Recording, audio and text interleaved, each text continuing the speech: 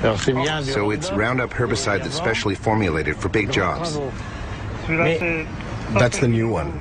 On this one it says biodegradable. That's the old one. It doesn't say biodegradable anymore, so it must no longer be biodegradable. It's the same product. I imagine they don't have the right to say it anymore. It must not really be biodegradable.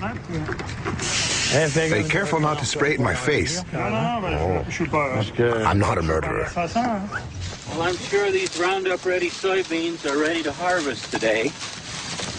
They're probably about, I'm going to say about 11.5% moisture, so they're perfect for harvest. First heard about Roundup-ready soybeans in a farm magazine about 8 years ago, and it seemed like a neat innovation.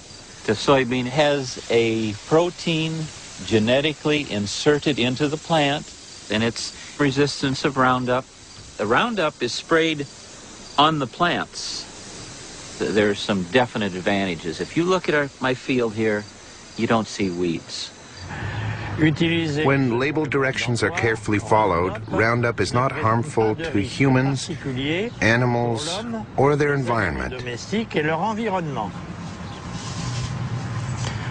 Copyright Monsanto, made in Belgium. If you see any snails, don't spray them because they'll be inedible. So watch the strawberries. I'd encourage European farmers to take a look at the Roundup-ready technology. Frankly, it's very good for the environment. It's a sustainable system. So, give it a try.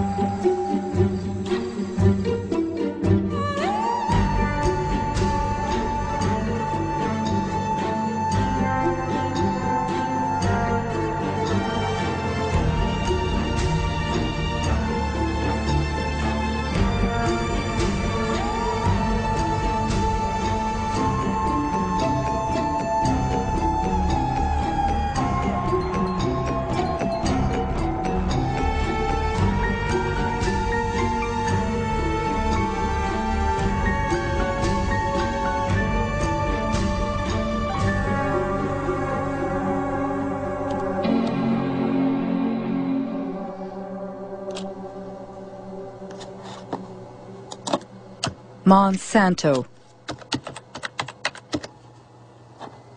For 20 years I've traveled the globe, and everywhere I've heard about this American multinational. But what I've heard hasn't always been positive. Wanting to know more, I surfed the web for months to put the pieces of the puzzle together. On its website, Monsanto positions itself as an agricultural company that aims to help farmers produce healthier food while reducing agriculture's impact on our environment.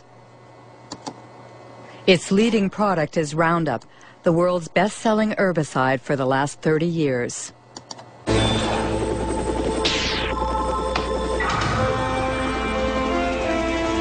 One shot, all it takes for weeds, Roundup. Monsanto is also the world leader in biotechnology. 90% of the GMOs grown on the planet belong to them. Most of them have been genetically modified to resist the application of Roundup, like Roundup-ready soybeans.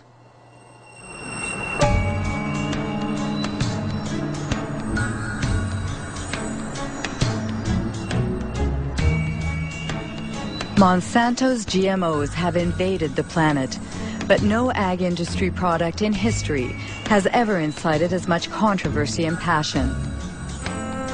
Why? What's at stake with GMOs? And could the company's past shed some light on what the company is or claims to be today? Founded in St. Louis, Missouri in 1901, it was not always an agricultural company. It was one of the largest chemical companies of the 20th century. Chemistry is working for you, and very likely Monsanto is working for you. Monsanto, where creative chemistry works wonders for you. The wonders boasted about in this commercial made Monsanto one of the most controversial companies in the industrial era. Agent Orange, aspartame, bovine growth hormone, PCBs. These chemically created oils used worldwide as coolants and lubricants in electrical equipment were the jewels in Monsanto's crown for over 50 years.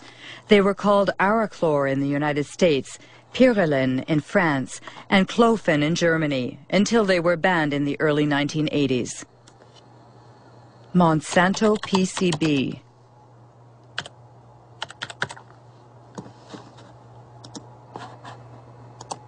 A Washington Post article from 2002. Monsanto hid decades of pollution. It happened in Anniston, Alabama.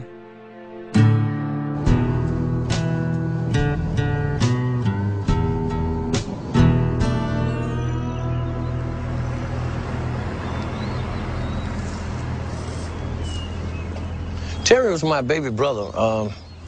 He died in 1971 from a cancer of the brains, or a tumor of the brains, cancer of the lungs, and hers of the heart. He was 16.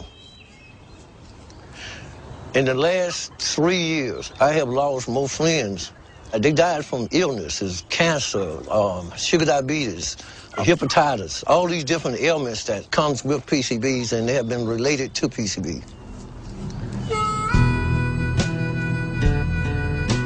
This is Monsanto Road.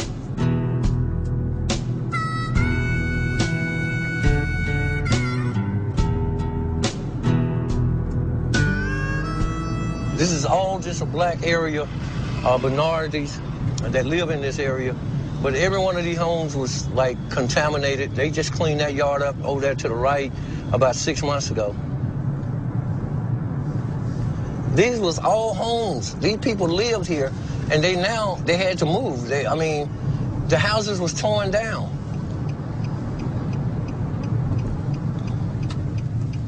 My brother fell dead right around the house. This is the house I was raised in.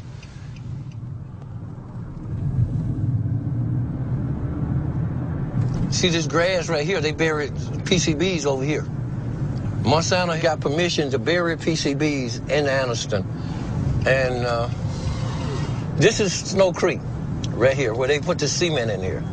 It comes from the plant discharging to PCBs all the way down through here.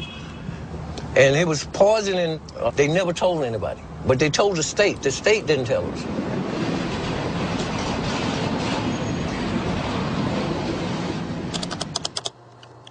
PCB Monsanto knew, but what exactly did they know? An environmental organization in Washington, D.C., headed by Ken Cook, has put internal Monsanto files online. Most of them are classified confidential.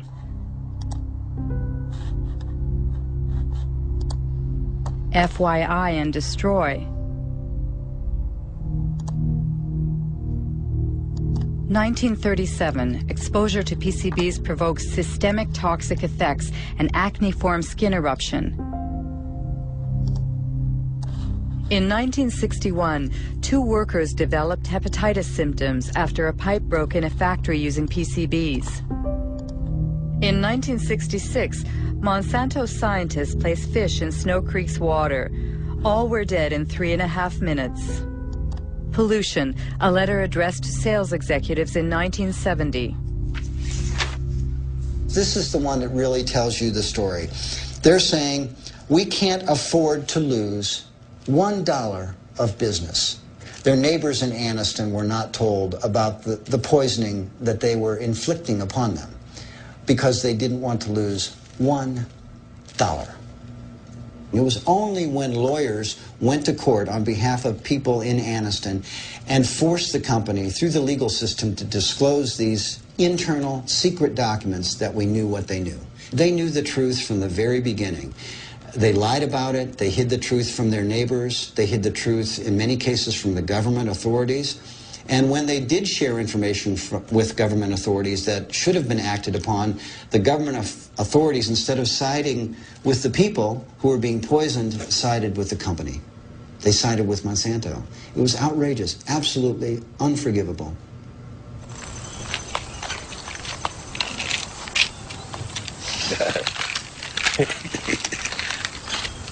Oh, these are all your medicines? Yeah. Well, no, that ain't all of it. I got some more here. How much you have in you? 63.8 in the blood. In the blood. If they took a fatty biopsy of him now, he probably would top the scales of about 3,000 or 4,000 parts per billion or more. And what is the level acceptable? I mean, acceptable is 2 part per billion. That's standard all around the world. But these people, we have more in our bloods and in our body than actually anywhere else in the world. It's usual here to speak about his PCB level. We all talks about it because it became a household word now. Kids used to run up to me, Mr. Baker, I got tested. I had 3 parts per billion in my blood. How long do you think I got? That's a horrible story. But what do scientists think about it?